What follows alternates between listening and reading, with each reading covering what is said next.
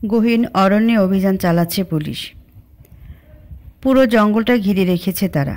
সবটাই করা হচ্ছে অনুমানের ভিত্তিতে। ওরা আদৌ এই জঙ্গলে আছে কি না তার কোনো নিশ্চয়তা নেই। সিসিটিভি ফুটেজ অনুযায়ী মূল রাস্তায় মাইক্রোবাসটা এসে থামে। তারপর সাবের ওরাকে একটা অটোরিকশায় তুলে নেয়। সিসিটিভি ফুটেজে অটোরিকশা ট্র্যাক করা সম্ভব হয়নি, কারণ সেই অটোরিকশার পেছনে নেই কোনো নাম্বার প্লেট। আর এই এলাকার সব অটোরিকশা একই রকম দেখতে। তবে পুলিশের ধারণা এই জঙ্গলেই কোথাও ওরাকে লুকিয়ে রেখেছে সাবের। কিছুটা দূরে নিজের গাড়িতে হেলান দিয়ে দাঁড়িয়ে সিগারেটের লম্বা একটা টান দিল আরশাদ। পুলিশ ওরাকে খুঁজতে এতদূর পর্যন্ত চলে এসেছে, অথচ সে ঘরে হাত পা গুটিয়ে বসে থাকবে তা তো হতে পারে না। যদিও জঙ্গল সব একই রকম দেখতে, তবুও কেন জানি আরশাদের বারবার মনে হচ্ছে এই জায়গাটায় সে এর আগেও এসেছে। টিভিতে সরাসরি সম্প্রচার করা হচ্ছে পুলিশের এই অভিযান। নওশীন তা দেখে যেন বাড়তি সজাগ হয়ে গেল। কথা ছিল আজ রাতের অন্ধকারে সাবের ওরাকে নিয়ে বর্ডার পার হয়ে যাবে, কিন্তু এখন মনে হচ্ছে রাত পর্যন্ত অপেক্ষা করাটা হবে নিতান্তই বোকামির কাজ। নওশীন হন্তদন্ত হয়ে ডায়াল করলো সাবেরের নম্বরে। সাবের ফোন রিসিভ করতেই নওশীন ব্যস্ত গলায় বলল, সাবের, তোমাদের এক্ষুনি বের হতে হবে। সাবের অবাক হয়ে বলল, এখন? এখন তো কেবল বিকেল। নওশীন দাঁতে দাঁত চেপে বলল, পুলিশ তোমাদের খুব কাছাকাছি চলে এসেছে। একবার ধরা পড়ে গেলে কি হবে বুঝতে পারছো? সাদ ওই মেয়েটাকে তো পেয়েই যাবে, সাথে সাথে তোমাকেও জেলে যেতে হবে। সাবের ভয়ার্ত গলায় বলল, আমাকে জেলে যেতে হবে কেন? এসব প্ল্যান তো আপনার। নওশীন বাঁকা হাসি হেসে বলল, পুলিশ তোমার কথা বিশ্বাস করবে কেন? সাবের ভয়ে থতমত খেয়ে গেল। আসলেই তো, পুলিশের কাছে ধরা পড়ে গেলে পুলিশ কি বিশ্বাস করবে এত সব প্ল্যানের পেছনে রয়েছে নওশীন? নওশীন বলল, এত চিন্তা করে লাভ নেই সাবের, পুলিশ তোমাদের ধরতে পারবে না, তার আগে তোমরা বহু দূর পৌঁছে যাবে। সাবের কথাগুলো বলছিল ওরার ঠিক সামনে বসে। সাবেরের মোবাইলটা এমন, লাউড স্পিকারে না রাখলেও পাশে থাকা মানুষটা অপর প্রান্তের কথা শুনতে পারে। ওরার গা বেয়ে শীতল স্রোত বয়ে গেল। তাহলে নওশীন সাবেরকে দিয়ে এই জঘন্য কাজটা করাচ্ছে? কিন্তু কেন? কোন উদ্দেশ্যে? নওশীন কি চাইছে আরশাদের জীবন থেকে ওরাকে সরিয়ে দিতে? হাজারো প্রশ্ন ঘুরপাক খাচ্ছে ওরার মস্তিষ্কে। প্রশ্নগুলোর উত্তর কি আদৌ সে কোনোদিন পাবে? সাবের যদি আজ সত্যি সত্যি তাকে আরশাদের থেকে বহু দূরে নিয়ে যায়? ভেঙে পড়লে চলবে না, নিজেকে শক্ত রাখতে হবে। ওরা স্পষ্ট শুনেছে নওশীন বলেছে পুলিশ নাকি কাছাকাছি আছে। বেশি দেরি করলে সাবের ধরা পড়ে যাবে তাদের হাতে। তাহলে দেরিটাই করতে হবে, যতটা সম্ভব সময় নষ্ট করতে হবে, যাতে সাবের কিছুতেই তাকে নিয়ে বেশি দূর না যেতে পারে। তার আগে যাতে পুলিশ পৌঁছে যায়। আকাশ কালো মেঘে ঢেকে গেছে। দূরে কোথাও থেকে বজ্রপাতের শব্দ ভেসে আসছে। ঝুম বৃষ্টি নামার আশঙ্কা। তবুও নিরলসভাবে অভিযান চালিয়ে যাচ্ছে পুলিশ। ফলস্বরূপ একটা পরিত্যক্ত বাড়ি খুঁজে পেল তারা। বাড়িতে কোনো জনমানব নেই, তবে মেঝেতে এলোমেলোভাবে ছড়িয়ে আছে কতগুলো জিনিস। একটা কাঠের চেয়ারের নিচে ক্লোরোফর্মের বোতল, দড়ি, কাপড়ের টুকরো, স্কচ টেপ। এগুলো দেখে পুলিশের বুঝতে বাকি রইল না এখানে কাউকে বেঁধে রাখা হয়েছিল। মূলত এই বাড়িতেই সাবের সর্বপ্রথম এনেছিল ওরাকে। পরবর্তীতে নওশীনের নির্দেশনায় লোকেশন শিফট করে সে। নওশীনের অভিজ্ঞ মস্তিষ্ক সম্ভবত আজ করতে পেরেছিল পুলিশ এই জায়গাটা ঠিকই খুঁজে পাবে। চেয়ারের নিচে পড়ে থাকা জিনিসগুলোর দিকে চোখ আটকে আছে আরশাদের। ওরাকে এতটা কষ্ট দিয়েছে ওই সাবের, কিংবা এখনও দিচ্ছে? তীব্র রাগে লম্বা একটা শ্বাস নিল আরশাদ। ওই সাবেরকে শুধু একবার হাতে পেলে তার অবস্থা নাজেহাল করে ছাড়বে সে। চেয়ার থেকে কিছুটা দূরে চকচকে একটা জিনিস নজর কেড়ে নিল আরশাদের। আরশাদ ধীর পায়ে অগ্রসর হলো সেটার দিকে। চকচক করছে ওরার আংটি। এতক্ষণ মনে সামান্য অনিশ্চয়তা থাকলেও এখন সেটা নেই। ওরাকে এখানে কিডন্যাপ করে আনা হয়েছিল। মুঠোয় পুড়ে নিল আংটিটা আরশাদ। সে কখনো হারতে শিখেনি, আজও হারবে না। নিজের ভালোবাসার মানুষটাকে ঠিকই খুঁজে বের করবে সে। ঝুম বৃষ্টি নেমেছে। জঙ্গলের দুই মানুষ সমান গাছগুলো বাতাসের তীব্রতায় এপাশ থেকে ওপাশে হেলে পড়ছে। সেসবে তোয়াক্কা না করে আরশাদ বেরিয়ে এলো বাড়িটা থেকে। ভালো করে চোখ বোলাতে লাগলো আশপাশটায়। এই জায়গাটাকে কেন পরিচিত বলে মনে হচ্ছে? সে কি আগে কখনো এসেছে এখানে? মাঝারি সাইজের কুচকুচে কালো চামড়ার একটা ব্যাগ। চওড়া হাসি হেসে ব্যাগের চেন একটানে খুলে ফেলল সাবের। ব্যাগ বোঝাই হয়ে আছে টাকার বান্ডিলে। দু হাতে দুটো বান্ডিল তুলে আনলো সাবের। তার মুখের হাসি যেন বেরিয়ে যাচ্ছে। এক এক করে দুটো বান্ডিলের গন্ধ শুকল সে। নতুন টাকার গন্ধ পৃথিবীর সবচেয়ে শক্তিশালী নেশাদ্রব্য। একবার শুকলে আজীবন এই গন্ধে নিজেকে জড়িয়ে রাখতে ইচ্ছে হয়। সাবের অরার দিকে তাকিয়ে একগাল হাসি দিয়ে বলল, কি অরা, আমাকে খুব লোভী ভাবছ? অরা অগ্নি দৃষ্টি নিক্ষেপ করে চুপ করে রইল। অরা বলতে চাইলেও তার উপায় নেই। তার মুখের উপরে জোরালো স্কচ টেপ। সাবের আবারও হাসি হাসি গলায় বলল, আমি লোভী না সুইটহার্ট, তোমাকে পেয়েছি এটাই অনেক। টাকা পয়সা নেওয়ার কোনো ইচ্ছেই ছিল না। পরে ভেবে দেখলাম নতুন একটা জায়গায় যাচ্ছি, নতুন করে সংসার পাতব, টাকা পয়সা তো লাগবেই, তাই নিলাম। ভালো করেছি না সুইটহার্ট? ঘৃণায় অরার অন্তরাত্মা কেঁপে উঠছে। ঘৃণাটা সাবরের ওপরে নয়, নওশিনের ওপরে। একটা মানুষ কতটা নিকৃষ্ট হলে এমন কাজ করতে পারে? একে তো ওরাকে কিডন্যাপ করানোর প্ল্যান করেছে, তার উপরে আবার তাকে সরিয়ে নিয়ে যাওয়ার জন্য সাবেরকে টাকা দিয়েছে। সে কি ভেবেছে ওরা আশাদের জীবন থেকে চলে গেলেই আশার সব ভুলে তাকে আপন করে নেবে? সাবের ব্যস্ত পায়ে এগিয়ে এসে বলল, এবার আমাদের বের হতে হবে, বুঝলে ওরা? তোমাকে বেঁধে রেখেছি বলে খুব কষ্ট হচ্ছে, তাই না? চিন্তা করো না, এই শেষ। জীবনে আর কোনোদিনও তোমাকে কষ্ট পেতে দেব না আমি। কথাগুলো বলতে বলতে সাবের অরার পায়ের বাঁধন খুলে ফেলল। ওরা আর এক মুহূর্ত অপেক্ষা করল না। ত্বরিত গতিতে তার হাই হিল দিয়ে সজোরে সাবেরের এমন একটা জায়গায় লাথি মারল যেখানে আঘাত পেলে পুরুষের পুরো দুনিয়া ঘুরে যায়। সাবের ঝড়ের বেগে ছিটকে মেঝেতে গড়িয়ে পড়ল। ব্যথায় কাতরাতে কাতরাতে বলল, তোর এত বড় সাহস! একবার এখান থেকে চলে যাই, দেখিস তোর কি অবস্থা করি আমি। খুঁড়িয়ে খুঁড়িয়ে হেঁটে সাবের ঘরের বাইরে চলে গেল।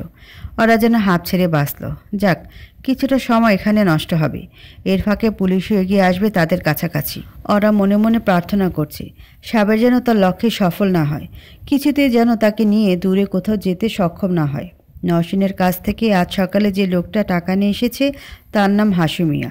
হাসু মিয়া নওশিনের বাড়ির বিশ্বস্ত কেয়ারটেকার। এখান থেকে বর্ডার পর্যন্ত পৌঁছানো বড় ভেজালের কাজ। দু একবার নৌকা বদল করতে হবে, বাসে উঠে আবারও নৌকায় কিছু পথ যেতে হবে। এত সব ভেজালের কাজ সাবের একা পারবে না বলে হাসুকে পাঠিয়ে দিয়েছে নওশিন। সাবেরকে ব্যথায় কাতরাতে দেখে হাসু মুখ টিপে টিপে হাসছে। সাবের আহত গলায় বলল, আপনি হাসছেন হাসু ভাই? হাসু হাসতে হাসতেই বলল, হাসমো না? তুমি মেয়ে একটা মাইয়া মানুষের কাছে লাথি খাইলা, তাও আবার যে মাইয়ার হাত পা বাঁধা। সাবের গম্ভীর গলায় বলল, ওরা অন্য মেয়েদের মতো না, এই মেয়ে ডেঞ্জারাস। মাইয়া মানুষ মানেই ডেঞ্জারাস। আমাকে নওশিন ম্যাডাম কম ডেঞ্জারাস নাকি? দেখলা না কেমনে স্বামী 2 নাম্বার বোরে সরাই দিতেছে? সাবের চুপ করে রইল। হাসু কি জানে ভেবে হালকা গলায় বলল, তয় পুরুষ মানুষ যখন ডেঞ্জারাস হয় তখন তার সামনে ডেঞ্জারাস মাইয়া মানুষ ফিকা পড়া যায়। বুঝলাম না। আশা স্যারের কথা বলতেছি আর কি। বাপরে বাপ, কি রাগ তার! একবার রাগে গেলে চোখ দিয়ে মানুষকে শেষ করে দেয়। সাবেরের মনে কিছুটা হলো ভয় ঢুকে গেল। যদি সত্যি সত্যি আশাদের হাতে ধরা পড়ে যায় সে? না না, এসব কি ভাবছে সে? ধরা পড়তে যাবে কেন? হাসু শুকনো গলায় বলল, তোমার একটা বুদ্ধি দিব। কি বুদ্ধি? আমার বুদ্ধি মানতেই হইব এমন কোনো কথা নেই, তারপরেও বুদ্ধিটা দিয়া রাখলাম। কি বুদ্ধি বলবেন তো? হাসু নিচু গলায় বলল, এইখানে খাপটি মেরা বৈশা থাকো, বর্ডারের ধারের কাছে যাওয়ার চেষ্টা করো না। সাবের হতবাক হয়ে বলল, কি বলছেন এইসব? ঠিকই বলতেছি। এইখানে ধরা পড়লে বলতে পারবা নওশিন ম্যাডাম জোর করে তোমারে দিয়ে কিডন্যাপ করাইছে। তোমার কোনো দোষ নেই। এইভাবে বাঁচলেও বাঁচতে পারো, তাই দূরে গিয়া ধরা পড়লে তুমি শেষ। কি যে বলেন হাসু ভাই, ধরা পড়ব কেন? টিভি কিছু তো দেখো না মিয়া, প্রায় 50 জন পুলিশ এই জঙ্গলে ঘুরঘুর করতেছে। সাবের ঢোক গিলে বলল, বলেন কি? তাহলে তো আমাদের এখনই বের হতে হবে। আমার বুদ্ধিটা শুনবা না তাইলে? সাবের জোর গলায় বলল, না হাসু ভাই, আমি জীবনে ঝুঁকি নিয়ে এই প্ল্যানে রাজি হয়েছি ওরাকে পাবো বলে। এত কষ্ট করে শেষমেশ ওকে অন্য কারো হতে আমি দেব না। নিশ্চুপ ভঙ্গিতে ড্রাইভ করছে আরশাদ, তার ডান হাত স্টারিং হুইলে আর বাম হাতে জ্বলন্ত সিগারেট। এটা যে আজকের কততম সিগারেট তার হিসাব সে হারিয়ে ফেলেছে। চেতনা আর স্বাভাবিকভাবে কাজ করছে না। মস্তিষ্কে শুধুমাত্র একটাই লক্ষ্য ভর করছে, ওরাকে খুঁজে পাবার লক্ষ্য। আরশাদের গাড়িকে অনুসরণ করছে পুলিশের একটি জিপ। বাকি পুলিশ সদস্যরা অভিযান অব্যাহত রেখেছে জঙ্গলে। আরশাদের গাড়ির ড্রাইভিং সিটে চিন্তিত ভঙ্গিতে বসে আছেন ওসি হানিফ। যদিও এই অভিযানে তার আসবার কোনো প্রয়োজন ছিল না। ডিআইজি সাহেব নিজে এই কেসের উপর নজর রাখছেন বলে এসেছেন। ওপর মহলে সুনজরে থাকতে কার না ভালো লাগে? তবে আরশাদের হাবভাব তার কাছে মোটেও ভালো ঠেকছে না। সেই তখন থেকে মুখে কুলু পেটে ড্রাইভ করে যাচ্ছে। কোথায় যাচ্ছে, কেন যাচ্ছে, একবারের জন্য বলছে না। ওসি সাহেব সাহস করে মুখ খুললেন, আরশাদ ভাই, আমরা যাচ্ছি কোথায়? আরশাদ প্রশ্নটার জবাব না দিয়ে বলল, একটা অ্যারেস্ট ওয়ারেন্ট রেডি করতে বলুন। আপনাদের কাজ অনেকটাই এগিয়ে থাকবে। ওসি সাহেব কিছু বুঝে না উঠে বললেন, অ্যারেস্ট ওয়ারেন্ট? কার নামে? আশা থমথমে গলায় বলল, নওশীন হক। হক চুকিয়ে গেলেন ওসি সাহেব। নওশীন যে আশাদের প্রাক্তন স্ত্রী এটা দেশের সকলেরই জানা। তবে আশাদ কেন তার নামে অ্যারেস্ট ওয়ারেন্ট রেডি করতে বলছে? এই কেসের সঙ্গে কি তার কোনো সম্পৃক্ততা রয়েছে? আশাদ আবারও গম্ভীর গলায় বলল, আপনি জিজ্ঞেস করেছিলেন না আমার কোনো শত্রু আছে কি না? এই হলো আমার শত্রু। আপনি কি করে এতটা নিশ্চিত হচ্ছেন?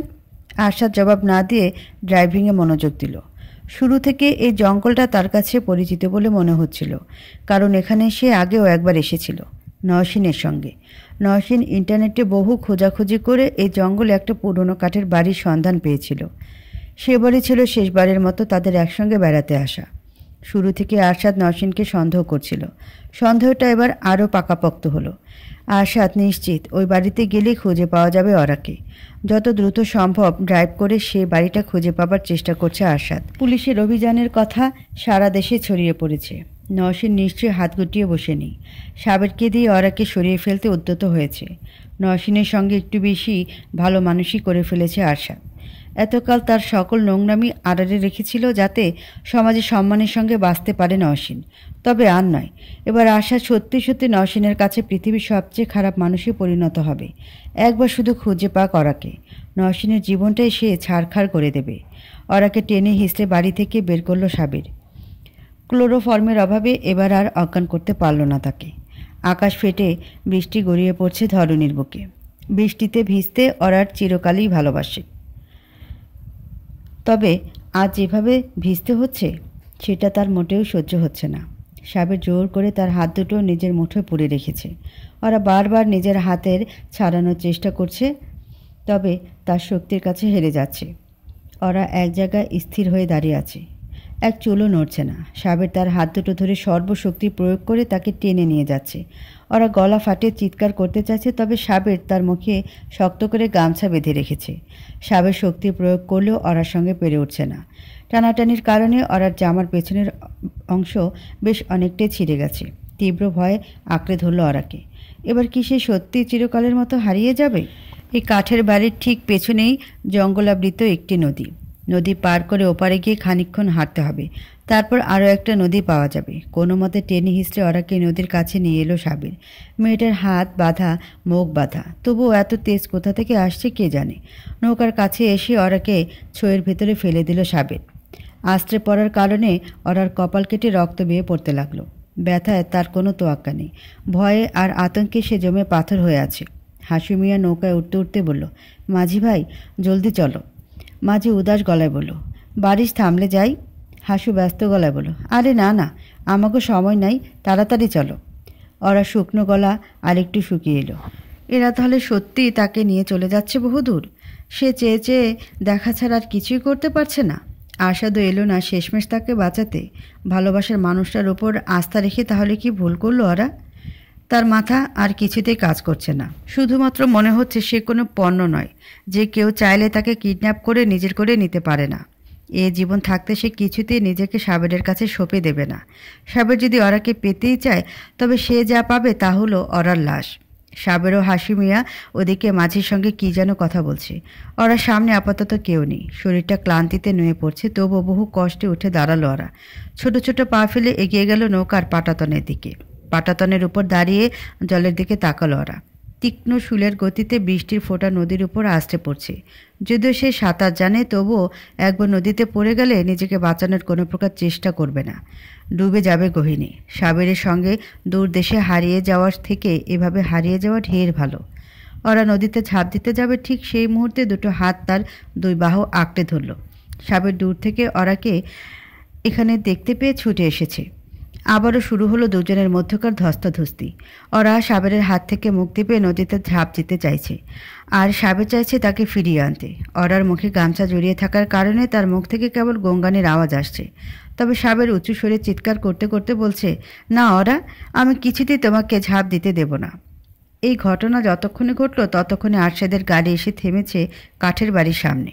তার পিছু পিছু পুলিশের জিপটাও থামল। পুলিশ এ বাড়িতেও কারো বন্দী হয়ে থাকার আলামত পেল, সেই সঙ্গে পেল ভেঙে গুড়িয়ে দেওয়া কতগুলো সিম কার্ড। তবে এবারও বাড়িটা জনমানবশূন্য। কোনো মানুষ না দেখে পুলিশ আশাহত হলেও আশা হারাচ্ছে না আরশাদ। তার দৃঢ় বিশ্বাস ঠিকই খুঁজে পাবে ওরাকে। জ্যাকেটের পকেট থেকে রাশিয়ান পিস্তলটা বের করে নিল আরশাদ। কেন জানি বারবার মনে হচ্ছে ওর আশেপাশেই কোথাও আছে। নিজের প্রখর সিক্স সেন্সের প্রতি বিশ্বাস আছে আরশাদের। সে বিশ্বাস নিয়ে এগিয়ে যাচ্ছে সে। বাড়িটা থেকে বেরিয়ে এলো আরশাদ। প্রকৃতি ভীষণ তাণ্ডব শুরু করেছে। প্রবল বৃষ্টির সঙ্গে বয়ে যাচ্ছে ঝোড়ো হাওয়া। মেঘের গর্জনে কোনো কিছু শোনার উপায় নেই। আরশাদ পিস্তলটা হাতে নিয়ে বাড়ির পিছনে এগিয়ে যাচ্ছে। ঠিক তখনই দূর থেকে অস্পষ্ট একটা চিৎকার ভেসে এলো, না ওরা, আমি কিছুতেই তোমাকে ঝাঁপ দিতে দেব না। সে কি ঠিক শুনল? ওরা নামটাই শুনল নাকি আবারও ছলনা শুরু করেছে? ওরা ঝাঁপ দিতে চাইছে কেন? কোথায় ঝাঁপ দেবে? এক রাশ প্রশ্নে জর্জরিত হয়ে গেল আরশাদের মস্তিষ্ক। অশান্ত মনটাকে বহু কষ্টে সে চেষ্টা করছে শান্ত রাখার। এই মুহূর্তে ধৈর্যহারা হলে চলবে না। লম্বা শ্বাস নিয়ে আওয়াজটাকে অনুসরণ করে এগিয়ে গেল আরশাদ। সাবের ওরাকে টেনে হিঁচড়ে নৌকার ভিতরে নিয়ে ফেলার চেষ্টা করছে। তখনই সকলের কানে ভেসে এলো পুলিশের গাড়ির সাইরেন। হাসুমিয়া আতঙ্কিত গলায় বলল, পুলিশ আয়সা পড়ছে, তাড়াতাড়ি চলো। সাইরেনটা শুনে ওরা আরও বেশি ব্যস্ত হয়ে পড়ল ঝাঁপ দেওয়ার জন্যে। কিছুতেই সে সাবিরের সঙ্গে যাবে না। এদিকে সাবিরের টানাটানির মাত্রা কয়েক গুণ বেড়ে গেল। আড়ষ্ট হাতে আঁকড়ে ধরে রেখেছে ওরার বাহু। ওরা মুক্তি পাওয়ার জন্য ছটফট করছে, কিন্তু কিছুতেই পেরে উঠছে না সাবেরের সঙ্গে। আচমকা ভয়ানক একটা শব্দ হলো। মেঘের গর্জন নয়, বজ্রপাতও নয়, তার থেকেও ভয়ানক একটা শব্দ। ভয় স্তব্ধ হয়ে নৌকায় বসে পড়ল ওরা। সাবের আর ওরার বাহু আঁকড়ে নেই। প্রচণ্ড ব্যথায় কাতরাতে কাতরাতে সে নৌকার ওপরে লুটিয়ে পড়ল। কেউ একজন তার পায়ে গুলি করেছে। রক্তে নৌকার আশপাশ ভিজে গেছে। সাবের নৌকায় লুটিয়ে পড়ার সঙ্গে সঙ্গে চোখের পলকে নদীতে ঝাঁপ দিল মাঝি এবং হাসিমিয়া। সাঁতরে ওপারে পৌঁছে যাওয়াটাই তাদের লক্ষ্য। ভয়ে আতঙ্কে পাথরের মতো জমে আছে ওরা। হঠাৎ সে লক্ষ্য করল কেউ একজন দ্রুত পায়ে এগিয়ে আসছে নৌকার দিকে। সেই কেউ একজনটা সেই যাকে দেখার জন্য তৃষ্ণাত হয়েছিল ওরার চোখ দুটো, আরশাদ। আরশাদকে দেখতে পেয়ে স্বস্তির নিঃশ্বাস ফেলল ওরা। এতটা স্বস্তিবোধ সে জীবনে কখনো করেনি। এতটা সময় সে নিজেকে ধরে রেখেছিল, ভেঙে পড়েনি নিজেকে সামলাবে বলে। তবে এখন আর তার প্রয়োজন নেই। তাকে সামলানোর মানুষটা তো চলেই এসেছে। নদীর তীরবর্তী ঝোপের আড়াল থেকে আরশাদ লক্ষ্য করছিল কেউ একজন টেনে হিস্ট্রে একটা মেয়েকে নৌকার ভিতরে নেওয়ার চেষ্টা করছে। মেয়েটা যে ওরা, এটা বুঝতে তার বিন্দুমাত্র সময় লাগেনি। ওরাকে নিজ চোখে দেখে যেন প্রাণ ফিরে পায় আরশাদ। তবে সেই সঙ্গে উদ্বেগ, আরও দুশ্চিন্তাও বাড়তে থাকে তার মাঝে। মাঝি সবে বইটা হাতে নিয়েছে নৌকা ছাড়বে বলে। সাবের ছেলেটা আরও জোর দিয়ে ওরাকে টানছে। এক মুহূর্ত অপচয় না করে আরশাদ গুলি ছোড়ে সাবেরের পা লক্ষ্য করে। নৌকায় উঠে আরশাদ ব্যস্ত ভঙ্গিতে ওরার হাতের আর মুখের বাঁধন খুলে দিল। কোমল স্পর্শে ওরার গালে হাত রেখে বলল, তুমি ঠিক আছো ওরা? ওরা কিছুই বলতে পারল না। দু চোখ বেয়ে অশ্রু ঝরিয়ে লুটিয়ে পড়ল আরশাদের বুকে। এই বুকটাই যেন তার সবথেকে ভরসার আশ্রয়। পৃথিবীতে কারো সাধ্য নেই তাকে এখান থেকে নিয়ে যাওয়ার। আরশাদও শক্ত করে জড়িয়ে ধরল তাকে। গত ৪৮ ঘন্টায় যতবার সে শ্বাস নিয়েছে প্রতিবারই মনে হয়েছে ফুসফুসের বড় একটা অংশ অপূর্ণ রয়ে গেছে। এবার আর তা মনে হচ্ছে না। প্রচণ্ড বেগে আরও একটা ঘুষি এসে পড়ল সাবেরের মুখের ওপরে। অনবরত আঘাতে তার মুখে নকশায় পাল্টে দিয়েছে আরশাদ। গাল ঠোঁট ফেটে অনর্গল রক্ত পড়ছে। সাবের মুক্তির জন্য আর্তনাদ করছে। তবু আরশাদের মনে সামান্যতম দয়া হচ্ছে না। একের পর এক ঘুষি বসিয়ে যাচ্ছে সাবেরের মুখে। ক্রোধে অগ্নিমূর্তি ধারণ করে আরশাদ বলল, এই জানোয়ার, তুই জানিস কোথায় হাত দিয়েছিস? কি ভেবেছিলি আমি বেঁচে থাকতে আমার বউকে নিয়ে পালিয়ে যাবি? আবারও সজোরে কতগুলো ঘুষি এসে পড়ল সাবেরের মুখে। সাবের অসহায় ভঙ্গিতে কাতরাতে কাতরাতে বলল, আমার কোনো দোষ নেই স্যার, বিশ্বাস করুন। ওই নওশিন আমাকে দিয়ে জোর করে ওরাকে কিডন্যাপ করিয়েছে। নওশিনের নামটা শুনে বিন্দু মাত্র অবাক হলো না আরশাদ। এই জঙ্গলে পরিচিত কাঠের বাড়ির কথা মনে পড়তে সে তৎক্ষণাৎ বুঝতে পেরেছিল এসবের পেছনে রয়েছে নওশিন। আরশাদ তার ছেলের হাসি হেসে বলল, কে একজন জোর করলো আর তুই নাচতে নাচতে কিডন্যাপ করতে চলে এলি? 5 বছরের বাচ্চা তুই। আরশাদ আবারও তাকে আঘাত করতে যাবে, তখনই ওসি হানিফ বাধা দিয়ে বলল, আরশাদ ভাই, এবার ওকে ছেড়ে দিলে হয় না? পায়ে গুলি লাগার পর পুলিশ তাকে দ্রুত হাসপাতালে নিয়ে যেতে চেয়েছিল। আরশাদ তার আগে ভেতরে জমে থাকা সকল রাগের প্রকাশস্বরূপ ঘুষির বর্ষণ শুরু করে দেয় সাবেরের মুখে। আরশাদের রাগ দেখে পুলিশ বাধা দেওয়ার সাহসও পাচ্ছিল না। হাসু মিয়া এবং মাঝি নদীতে ঝাঁপ দিলেও বেশি দূর যেতে পারেনি। পুলিশ রাত্রে মাঝ নদী থেকে ধরে আনেন তাদের। হাসু মিয়াও পুলিশকে জানিয়েছে এক ব্যাগ টাকা দিয়ে নয়শনী আজ সকালে তাকে এখানে পাঠিয়েছে। আরশাদ সাবেরকে ঝেড়ে ফেলে দিয়ে উঠে দাঁড়াতে দাঁড়াতে বলল, আপনাকে একটা রিকোয়েস্ট করবো ওসি সাহেব। জি অবশ্যই। সাবের যে ধরা পড়েছে এই খবরটা মিডিয়া জানাবেন না, মূল হোতা সতর্ক হয়ে যাবে। ওসি সাহেব আশ্বাস দিয়ে বললেন, এটা আপনি না বললেও আমরা জানতাম না স্যার, সমস্যা করেছে সাংবাদিকগুলো। এমন সিরিয়াস অভিযানে আমরা কখনো সাংবাদিকদের আশেপাশে অ্যালাউ করি না, তবে এই কেসটা আলাদা, কারণ এই কেসের সঙ্গে আপনি জড়িত। আপনি আমাদের সঙ্গে এই অভিযানে না এলে সাংবাদিকদের এত ভিড় জমত না, সাবেরও তড়িঘড়ি করে রওনা দেওয়ার জন্য ব্যস্ত হয়ে পড়তো না। আরশাদ তীক্ষ্ণ সুরে বলল, আর আমি না এলে এই জায়গাটা খুঁজে পেতেন কি করে? ওসি সাহেব চুপ করে রইলেন। আসলেই তো এই জায়গাটা শেষমেশ আরশাদেই খুঁজে বের করেছে। পুলিশ ওরাকে খুঁজতে এত দূর অবধি আসতো না। প্রথম বাড়িটার 5 কিলোমিটার রেডিয়াসের ভেতরেই অভিযান চালাতো, আর রেডিয়াসে এই জায়গা আসে না। আরশাদ তাদের সঙ্গে না এলে তো ওরাকে খুঁজে পাওয়াই সম্ভব হতো না। সাবের ওরাকে নিয়ে পালিয়ে যেতে বহুদূর। আরশাদ আবারও বলল, যাই হোক, সাংবাদিকরা এখনও এদিকটা পৌঁছাতে পারেনি। আপনারা প্লিজ দ্রুত একে নিয়ে কোথায় যাবেন যান। ওসি সাহেব রহস্যময় কণ্ঠে বলল, জি। দ্বিতীয় অভিযানে কি আপনি আমাদের সঙ্গে যাবেন? দ্বিতীয় অভিযানটি কিসের সেটা আর বুঝিয়ে বলতে হলো না আরশাদকে। আরশাদ দৃঢ় গলায় বলল, অবশ্যই।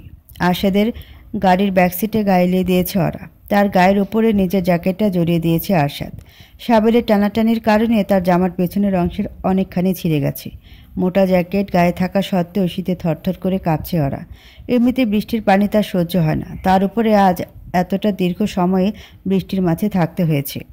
বুকের মাঝে হৃদয়টা অনবরত লাফিয়ে যাচ্ছে। গত 1 ঘন্টা পর পর কতগুলো ঘটনা ঘটে গেল। সাবের তাকে টেনে হিঁচড়ে নৌকায় এনে ফেলল। ওরার বারবার মনে হচ্ছিল এই বুঝি সে চিরতরে হারিয়ে যেতে যাচ্ছে। হাজার চিন্তায় মাঝে ঠিক করে ফেলল এই জীবনটা সে আর রাখবে না। যন্ত্রণাময় এই জীবনে বহুবার নিজেকে শেষ করে দেওয়ার কথা ভেবেছে সে, তবে প্রতিবারই তা ভাবনা পর্যন্তই সীমাবদ্ধ ছিল। আজকের মতো দৃঢ় সংকল্পভাবে উদ্যোগ নেয়নি সে কোনোদিন। নৌকার পাটাতনে দাঁড়িয়ে যখন সে প্রায় ঝাঁপ দিয়েই ফেলছিল, তখন বারবার শুধু মনে ভেসে উঠেছিল আরশাদের নামটা। মানুষটাকে তো আর বলা হলো না ভালোবাসি। সে কি অর্ডার দেওয়া জার অফ সিক্রেটস খুলে দেখেছিল? না দেখারই তো কথা। ওই মুহূর্তে কেবল মনে হচ্ছিল সারা জীবন সাবেরের বন্দী হয়ে কাটানো থেকে নদী ঝাঁপ দিয়ে মরে যাওয়া ভালো। এত সব ঘটনার ভিড়ে শেষমেশ আগমন হলো আরশাদের। একদম সঠিক সময় বিপদের মুখ থেকে বাঁচিয়ে নিল তার ভালোবাসার মানুষটা তাকে। পরপর ঘটে যাওয়া এই ঘটনাগুলো যেন ওরার মস্তিষ্কে বারবার বেজেই চলেছে। ক্লান্তিতে তার শরীর ভেঙে আসছে। গত 48 ঘন্টার প্রায় পুরোটা সময়ই তাকে বেঁধে রাখা হয়েছিল চেয়ারের সঙ্গে। হাত পা যেন তাই অবশ হয়ে আসছে। ওসি সাহেবের সঙ্গে কথাবার্তা সেরে আরশাদ উঠে বসল গাড়ির ব্যাকসিটে। ওরার দিকে চোখ পড়তে তার বুকটা ধক করে কেঁপে উঠল। সর্বক্ষণ যে মেয়েটা প্রাণবন্ত হয়ে থাকে, আজ সে কেমন নিস্তেজ হয়ে পড়ে আছে। চুলগুলো অগোছালো হয়ে ছড়িয়ে আছে। চোখের কাজল অশ্রুর সঙ্গে মিশে যাওয়ায় গালে কালো দাগ বসে গেছে। নৌকায় পড়ে যাওয়ার কারণে কপাল কেটে রক্ত জমাট বেঁধেছে।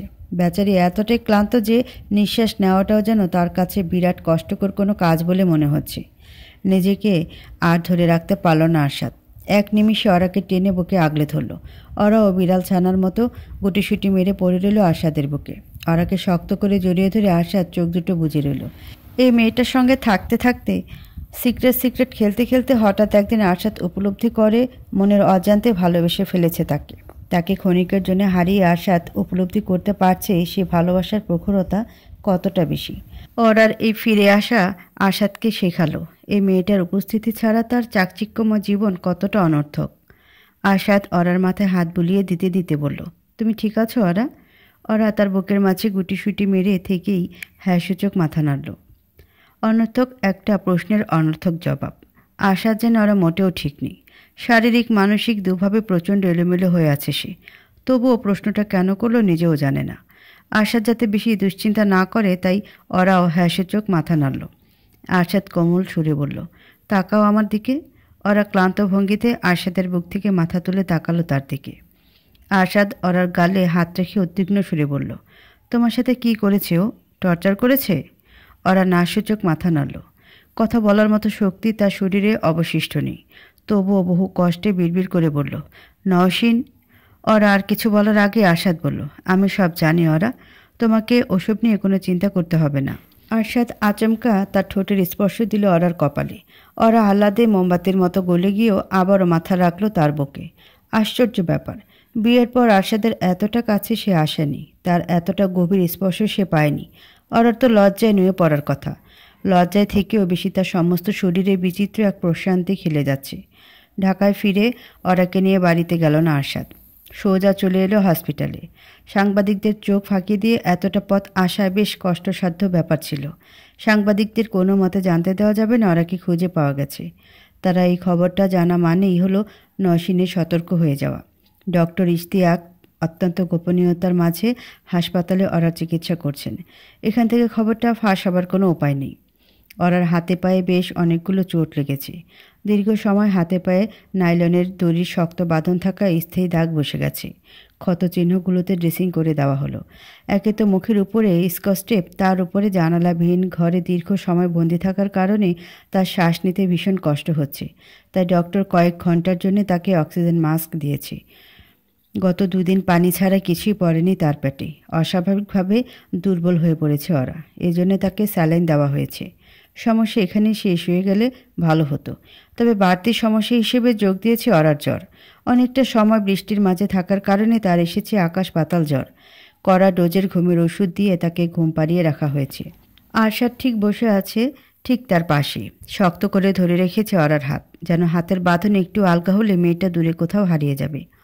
ওরার ঘুম ভাঙল রাত 10টার দিকে। শ্বাস প্রশ্বাসে আর কোনো অসুবিধা হচ্ছে না বলে ডাক্তার সাহেব অক্সিজেন মাস্ক খুলে দিলেন।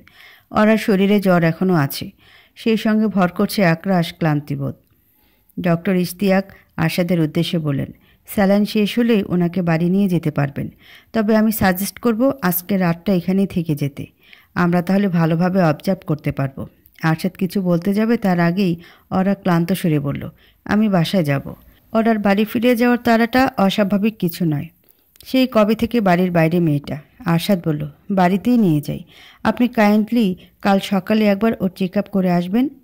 শিওর। বাড়ি ফিরে ওরাকে নিজের ঘরে এনে বিছানায় শুয়ে দিল আরশাদ। ওরা নিশ্চয়ই এ অবস্থায় পাশের ঘরে থাকতে পারে না। তাছাড়া মেয়েটাকে এক মুহূর্ত চোখের আড়াল করতে চাইছেন আরশাদ। ওরা চোখের আড়ালে গিয়েই তো অস্থির করে দিয়েছিল আরশাদের সমস্ত চেতনাকে। আর অস্থিরতা সহ্য হবে না তার। ঘুমের ওষুধের প্রভাব এখনও রয়ে গেছে। বিছানায় মাথা রাখতে ওরা ঘুমের ঘোরে ডুবে গেল। এখনও ঘুমিয়ে পড়েনি, তবে যে কোনো সময় ঘুমিয়ে পড়বে। ওরাকে রেখে আরশাদ ফ্রেশ হতে চলে গেল। এতক্ষণ সেই বৃষ্টিতে ভেজা জামাকাপড় তার গায়ে জড়ানো। ফ্রেশ হতে গিয়ে আরশাদের খেয়াল করলো তার হাতের ক্ষতটা। কাল অমন সজোরে হাতটা দেয়ালে আঘাত করার কারণে এই ক্ষতের সৃষ্টি হয়েছে। পানির সংস্পর্শে হাতটা তাই জ্বালাপোড়া করছে। ওরাকে যতক্ষণ পাওয়া যাচ্ছিল না ততক্ষণ এত সব ব্যথা ট্যাথা অনুভূত হয়নি। মাথায় কেবল একটা চিন্তায় ঘুরপাক খাচ্ছিল, ওরার চিন্তা। ফ্রেশ হয়ে ঘরে এসে আরশাদ দেখল ওরা গুটিসুটি মেরে বিছানায় শুয়ে আছে, তার গলা পর্যন্ত ব্ল্যাঙ্কেট টানা। আরশাদ নিঃশব্দে গিয়ে শুয়ে পড়ল তার পাশে। সুইচ বোর্ডে হাত বাড়িয়ে ঘরের সব বাতিগুলো নিভিয়ে দিল। হঠাৎ কেন জানি তার মনে হলো ওরা জেগে আছে, ঘুমিয়ে পড়েনি।